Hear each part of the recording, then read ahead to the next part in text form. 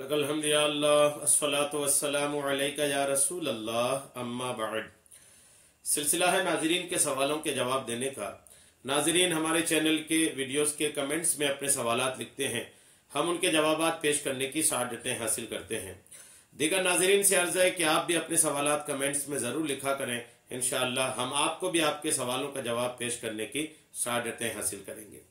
हमारे नाजरीन में से किन्होंने सवाल किए हैं कि मज़ारों में, दरगाहों में भीड़ भाड़ बहुत रहती है, ऐसे में भीड़ भाड़ वाली जगहों में कुरान पाक की तिलावत कैसे करें, ये इनका सवाल है। जाहिर सी बात है, मज़ारों में आने जाने वालों की ज़ायरीन की एक भीड़ रहती है और कई बार मुख्तलिफ ज़ायरीन मज़ार पाक के सहन में, इहाते में, कैंपस में अलग अलग जगह बैठकर कुरान पाक की तिलावत भी करते रहते हैं। भीड़ भाड़ तो रहती ही आने जाने वालों की, खुसूसन मशहूर मज़ारात में। जो मशहूर मज़ारात हैं जैसे ख्वाजा गरीब नवाज का है, मखदूम सिमना का है, आला हजरत रहमतुल्लाह अलैह का है, इन मज़ारों में चूंकि भीड़ भाड़ बहुत रहती है, तो भीड़ भाड़ वाली जगह में, जो मज़ारों में या दीगर जगह भीड़ भाड़ अगर है, तो वहां पर कुरान पाक की तिलावत कैसे करें, ये इनका सवाल है। मैं जवाब आपको पेश करता हूं, तवज्जो के साथ सुनिए। भीड़ भाड़ वाली जगह में कुरान पाक की तिलावत अगर आप करना चाहते हैं तो आप यूं करें कि कम से कम इतनी आवाज हो कि आप खुद सुन सकें, धीरे करें, बुलंद आवाज से तिलावत ना करें। क्यों? इसलिए कि तिलावत का मसला यह है कि अगर आप बुलंद आवाज से तिलावत कर रहे हैं तो कोई ना कोई उस तिलावत का सुनने वाला होना चाहिए।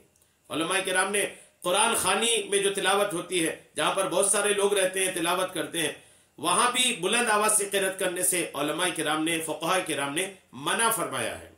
और अगर ऐसी जगह है जहां बहुत सारे लोग हैं और बुलंद आवाज से तिलावत करनी है, तो कम से कम ऐसा होना जरूरी है कि जो तिलावत कोई एक कर रहा है तो कोई एक वहां सुनने वाला भी हो, और अगर कोई और तिलावत करना चाहता है तो उससे कुछ दूर हटकर बैठे और वहां कोई बुलंद आवाज से तिलावत करे तो उसको भी कोई बैठकर सुनने वाला हो। यानी ये नहीं कि लोग अपने काम में मशगूल हैं और कोई वहीं बैठकर बुलंद आवाज से तिलावत शुरू कर दे। ये कुरान पाक की तिलावत करना इस अंदाज में दुरुस्त नहीं है। तो मज़ार है, भीड़ भाड़ है, तो वहां आप किसी को अपने पास बिठा लें कि आप सुनो मेरी तिलावत, मैं तिलावत कर रहा हूं, तो ये शायद मुश्किल है। यहाँ ये तब हो सकता है कि कोई आप अकेले मज़ार में नहीं गए हैं, बल्कि कोई और भी आपके साथ अगर जियारत करने के लिए गया है, तो आप यूं कर सकते हैं कि उनको बिठाल करके फिर आप तिलावत करें। उनको बोलें कि तवज्जो के साथ तुम सुनो, तब भी बहुत ज्यादा बुलंद आवाज ना करें, बल्कि इतना ही करें कि वो और आप सुन रहे हो। तो यूं कर लें, धीरे से तिलावत करना चाहे तो कर सकते हैं। अच्छा, एक बात इन्होंने यहां पर पूछने की एक वजह तो इनकी ये भी है कि भीड़ भाड़ वाली जगह है और कुरान पाक को पीठ होगा लोगों का, लोग उसको कुरान पाक की तरफ पीठ करेंगे, चूंकि पीठ पड़ेगी, भीड़ भाड़ है, कोई आप एक जगह बैठ जाएंगे तो मज़ार है, आने जाने वाले लोग तो जाहिर सी बात है वो आएंगे जाएंगे, तो ऐसे में कुरान पाक को पीठ होगी, तो ऐसा इस हालत में क्या करें? तो इसमें दो बातें तो मैं आपको अर्ज कर सकता हूं। एक तो ये करें कि आप कोई ऐसी जगह देख लें, मज़ार के इहाते में ऐसी जगह देख लें, कोई कोंटा देख लें, कोई कोना देख लें, कोई सुतून का, कोई खंबे की आड़ देख लें कि जहां पर आपके सामने आड़ हो खंबे का और उसके जस्ट पीछे बैठकर लग करके एकदम आप पढ़ रहे हैं।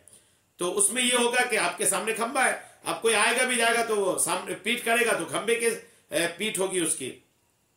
अगर खंबा नहीं मिल रहा है तो अगर आपके साथ कोई और ज़ायरीन है तो आप उसको सामने बिठा दें कि तुम सामने बैठ जाओ, और या फिर एक दो और लोग हैं तो आजू बाजू भी बैठ जाए, सामने भी बैठ जाए।